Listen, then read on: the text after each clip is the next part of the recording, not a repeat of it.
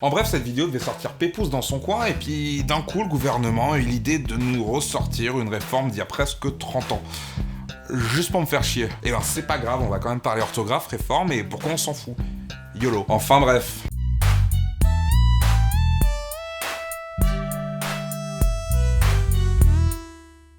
Bah, on connaît la routine, hein, le français c'est sacré, on peut rien toucher, on dit pain au chocolat et pas chocolatine, blablabla. Comme on l'a déjà vu dans une précédente vidéo sur le sujet, le français c'est une langue bâtarde qui a rien à voir avec celle de nos ancêtres les Gaulois, à part quelques emprunts. Mais ok, elle marche pas trop pour moi celle-là. Enfin bref, on a déjà dit tout ça et je tiens juste à insister sur le fait qu'une langue ça évolue. Et on va voir ça vite fait avec quelques exemples. Bon, on va commencer par un extrait du serment de Strasbourg qu'on considère souvent comme l'acte de naissance de la langue française.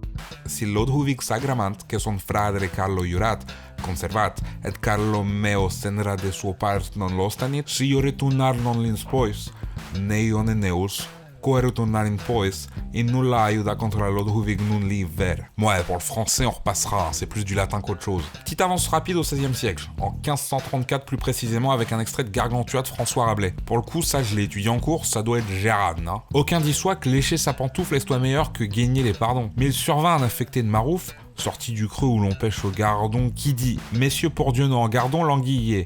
Et c'est en estomucé, la trouverez, je dis frère gardon, une grand art au fond de son omus. » Ça se comprend vite fait, mais putain, niveau lettres qui servent à rien, on se pose là. Et je pense que la plupart d'entre vous doivent être contents qu'on ait assoupli tout ça, hein. Bon, dernier exemple. Seul tout le monde, c'est une belle journée qui se profile que je vais passer à jouer au Scrabble avec mon chat. Mais des fois, il s'endort, et je dois un peu l'aider. Bon ok, ça vient de Skyblog, mais du coup, on a un semblant de retour au serment de Strasbourg, non ? Non. Bon ok, c'est un mauvais exemple, mais c'est tout aussi compréhensible que les deux premiers, j'ai envie de dire. Du coup, faut trouver une transition. Enfin, ouais. C'est quoi, au pire, tu viens dans le cadre, et on fera genre. Et voilà, c'est fait.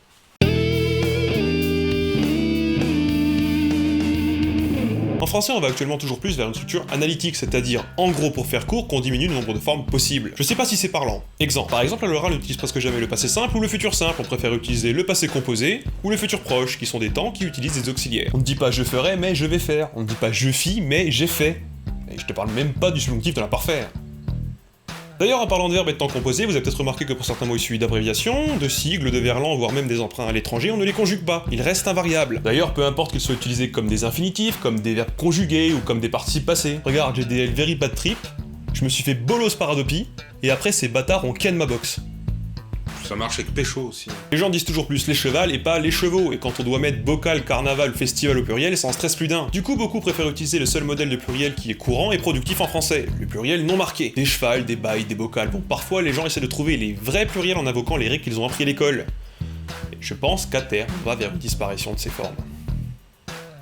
Apprise. On dit apprise.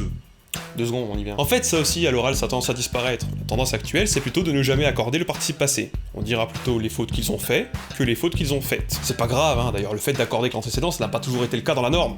Ni même le cas dans la littérature. Par exemple, la particule ne de la négation qui a déjà totalement disparu dans certaines régions, qu'on est pourtant obligé d'écrire. Et d'ailleurs, cette disparition, on la constate aussi dans les médias, où le discours est pourtant bien normatif. Pareil, qui fait encore des inversions sujet-verbe pour faire des questions ? Est-ce que tu dis « As-tu fait la vaisselle ?» ou est-ce que tu dis « T'as fait la vaisselle ?» Sinon on peut parler de quelques évolutions sémantiques, glissement de sens si vous préférez. Tiens, par exemple, il s'est fait littéralement péter la gueule. Littéralement ici a le sens de carrément. Ça n'a absolument rien de littéral, rien à voir avec les lettres. Tiens d'ailleurs, est-ce que tu dis « Au final » ou « Finalement » ?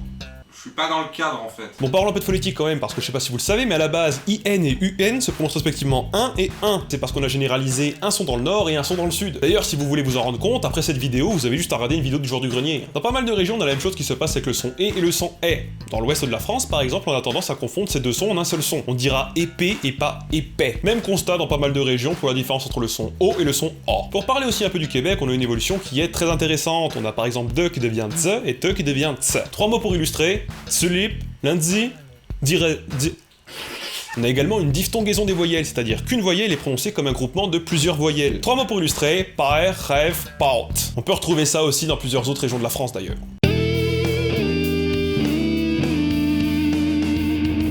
Et encore plein d'exemples comme ça, du genre l'auxiliaire avoir qui s'accorde avec le COD si celui-ci est placé avant le verbe. Et c'est un truc qu'on a piqué aux Italiens au XVIe siècle, ça existait même pas avant. Enfin bref, ça fait des siècles qu'on répète que la langue est décadente, et je suis sûr que ça vaut pour tous les pays et toutes les langues. Mais l'Académie française d'aujourd'hui, ça aurait été une aberration pour Molière à l'époque. C'est avant tout ce qui nous sert à communiquer, alors ça sert à rien de le sacraliser, ça serait juste se compliquer la vie alors que ça devrait être le truc le plus simple qu'on ait à faire. En attendant, si on te congèle et qu'on te ressort dans 1000 ans, tu biteras pas un mot de ce que les gens racontent, alors un accent circonflexe près. Enfin bref. Au passage, vous pouvez aller faire un tour sur la chaîne Linguisticae, parce qu'il m'a quand même pas mal aidé. Mais bon, il a assez d'abonnés comme ça. Par contre, il y a la chaîne Yes vous aime, qui défonce tout.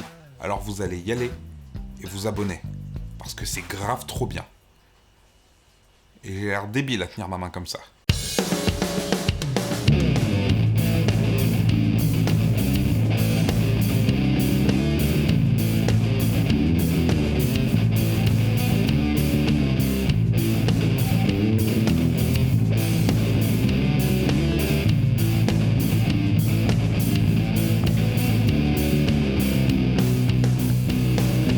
D'ailleurs, peu importe qu'ils soient utilisés comme des infinitifs, comme des charmes hydrotés.